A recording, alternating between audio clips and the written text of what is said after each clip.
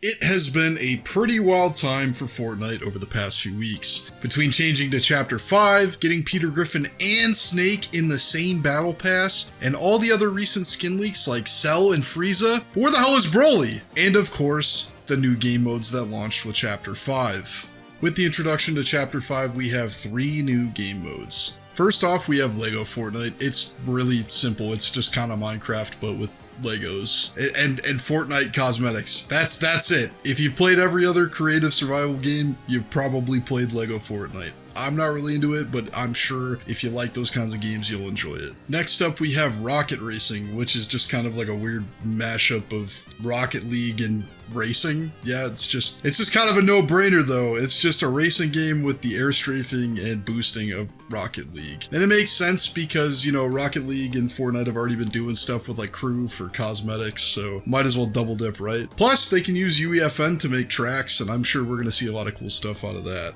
I didn't get too into Rocket League since it's been out, but I do like Rocket Racing from what I've played, and I should go back and get that golden ring so I can get that weird skin. And lastly, we have Fortnite Festival. It's just a party rhythm game from Harmonix. You know, it's the studio that brought us Guitar Hero 1 and 2 and Rock Band. When I was younger, I spent a lot of time playing Guitar Hero and Rock Band, so when I saw this during the Big Bang event, I was incredibly excited. And especially because I feel like I haven't played a licensed rhythm game in ages. Notice I said licensed, so funkin' people calm down. With all this being said, out of all the new game modes, I've been dumping most of my time into festivals, so I said, fuck it, we should just make a video about it, and here we are. I am incredibly rusty when it comes to rhythm games, though. Like, I already brought up Funkin', I did play that a little bit, but I never got too hooked, so I'm still just not where I want to be. I'd say the hardest adjustment for this game was trying to find a good setup for my keybinds. I tried a few different bind configurations, but I ended up with A, S, and the 3 bottom arrow keys, with spacebar still being star power. I don't know if they still call it star power or not, but I don't really give a fuck because that's what it is. You know, it took me some time to warm up, but after a few days I was able to start playing Expert on most tracks. I might not FC them or get crazy scores, but I still think Expert is probably the most fun to play. I also think Expert kind of feels the most natural or comfortable, though I don't even know if I could begin to explain how much I hate hitting those like ghost notes, or I don't know what those are actually called. When I booted up the game to record some footage for this video, I noticed there was actually a tooltip. First time I'd ever seen this, by the way, that explained how those notes work, and I guess you're supposed to, like, when you push down on a note before, you hold it and then like let up after the note. I don't know, I'm just gonna keep playing it like it's a normal note. However the fuck you're supposed to play them, I think they're fucking annoying, and I don't think they would be as bad if it was like a fast strum section on a guitar controller. Like the first time I played Dog Days Are Over on Expert Lead, the pacing on those fast notes might as well just have bent me over and fucked me, because I guess that's the woes of not playing this game with like an actual, you know, controller peripheral. And speaking of controller peripherals, before the recent announcements or leaks of the PDP guitar, I was thinking it would be kind of cool for them to drop like a beat pad sort of controller. I feel like that design would fit the control scheme for like some things, like definitely the drums. Definitely the drum tracks. And I don't think they would be, you know, too expensive to produce. But if we're actually getting guitars and stuff, I'd much rather take that. And while we're on the topic of peripheral-based gameplay, I am really surprised we didn't get a karaoke style gameplay for the vocal tracks. I feel like it's kind of a missed opportunity when like everyone has a mic in the current age of gaming. Like even the DualSense 5 has a mic built into it. Like I'm hoping an option for something like that becomes available in the future. If they can make Twitch Sings work for any mic, I don't see why we can't get it for this. And one more thing about the gameplay, I don't know if I'm like the only person to have this issue, but anytime I go to hit restart song, the game just like freaks the fuck out. It has like a mini panic attack, and then it just keeps looping different angles of the stage, and it never actually restarts the song. I just have to go back to lobby.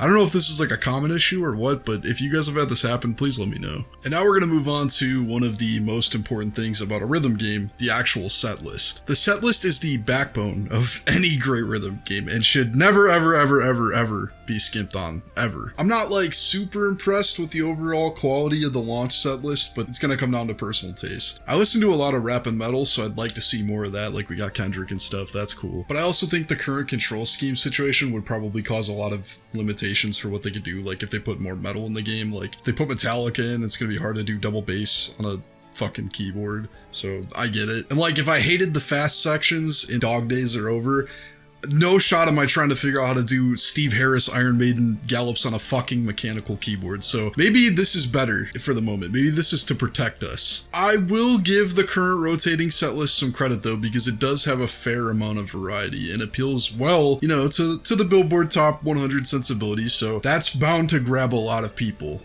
Can't really complain about that. They did do a good job with that. But just imagine if we got something like Death Grips in Fortnite. Like, I'd probably be so toxic, that jam track in VR. Just anytime you knock somebody, you just make MC Ride scream. God, that would be amazing. And while the rotating setlist does a good job with appealing to the masses, I do have some concerns. I want to say though, I think it's really great that they rotate the songs out so that you can like test them to see if you even like playing a track before you spend $5 on it. It's almost like you can get unlimited samples at Sam's Club for 24 hours in the form of a paid music track. But this is also where my issue begins to arise. I understand that at the end of the day, Fortnite Festival is a free-to-play game, so there wasn't a buy-in, and that is where the Battle Pass comes in, but we'll come back to that later. But other than that, we are back to the original scheme of like just getting people to buy as many songs as they can, like the classic Rock Band days. But the difference is, Rock Band tracks used to be something like $2 or $3, but I do remember you could spend like $8 to $10 and get a bundle of tracks, and at some point they even offered full albums. Like, I remember getting Rush's Moving Pictures, and I think that was like $11. At the moment, Festival currently charges around like $5 for one track, and I'm sure the argument for inflation could be made, but think about that. Buying one track for half of the price of a full album DLC back in the day is kind of wild. And at first, when I booted up the game, I was like, hey, it isn't too bad because the game is free after all, but the more I think about it, this shit is really awful for consumers. I wish they would have had an option to do something like a Welcome to Festival pack where you could just spend $20 and, get like a good chunk of the tracks that came out at like some kind of discounted rate. It's just something, instead of just trying to wrinkle out your wallet for all that it has. Bro, I know times are hard at Epic right now, but like, goddamn, bro, there's zero reason why you have to make me pay for the tracks and then earn them too to unlock them. Like, what the fuck is that? So while we're on the topic of the Festival Pass, might as well just get it out and talk about it now. I think this is gonna be where most of my complaints actually are. The Festival Pass is 1,800 V-Bucks, which is like just shy of $20. The pass includes 9 tracks, some bullshit instrument cosmetics, emoticons, and a fancy version of The Weeknd that you can use in VR. And for what the pack offers, it's not the worst, but like, I wish it focused mainly on tracks instead. Even though it comes with 9 music tracks, only 4 of them are licensed and 5 are just Fortnite originals that you probably already had as lobby music at some point. Like, I'm sure someone out there enjoys the instrument cosmetics, but if I'm constantly looking at the music track, when the fuck am I gonna see them outside of the lobby? The beginning and the end of the song? Like, maybe for 20 seconds when I'm not spamming emotes between note sections? Like, maybe I'll get to see it for 1 minute when I'm setting up the game to idle for XP and jam stage? And the worst part about these fucking instruments is that they're like $10 a piece outside of the battle pass. Like, what the fuck? But coming back to the main meat and potatoes of the pass, we're gonna talk about the music tracks. Because my biggest issue here is this is where Fortnite's FOMO tactic is going to strike the hardest. If you miss out on this pass, you will probably never be able to get Poison or Blinding Lights or Gangnam Style like ever again. Like, I don't know if they're gonna sell these at some point, because if history has led us to believe anything, the battle pass shit never comes back. So fuck that, right? Like, imagine you find out about this game mode late, like you've been out of the loop, you haven't really been gaming for a while, you're like, oh, Fortnite has a music game? Like, oh man, I can't wait to play Poison. And then you find out it was tied to a limited time event? What the fuck? Skins being limited time events is one thing, because they are not necessary for the actual gameplay. But the music, it's the main component of the game. I know that I sound incredibly harsh on this at the moment, but I very, very much want this game to succeed. Because even though I'm cooking the fuck out of a lot of this game, I will say, I'm saying this as a person who wants to see improvement. I want to see Harmonix make licensed rhythm games be a thing again. And I do realize that this is the first pass and that there is learning experiences to be had here going forward. I'm just hoping that they can find a balance between offering players value without taking away key components of the game's enjoyment. And I know that can be difficult with a free-to-play game, but I'm sure Epic and Harmonix will figure out something. If they rolled back the car bundle prices for Rocket Racing, I'm sure they can make adjustments for Festival. Alright, so now that I'm done beating the fuck out of Fortnite Festival, I can put the bad away, so let's move to a positive direction. The future of Fortnite Festival. I really do think that Festival, with the right tweaks, could be a perfect fit for Fortnite. You know, Fortnite already established in-game concerts as a thing in the past, and I think this could be a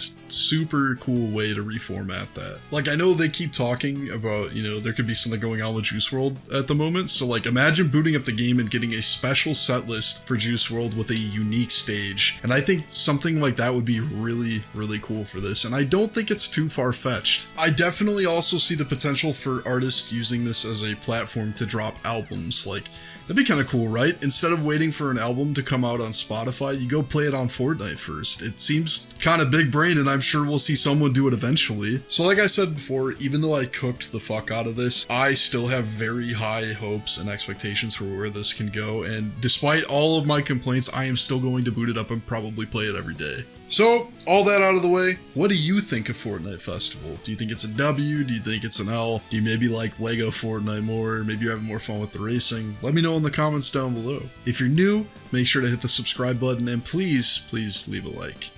As usual, I'd like to take a moment and thank my channel members. My content would not be possible without your continued support.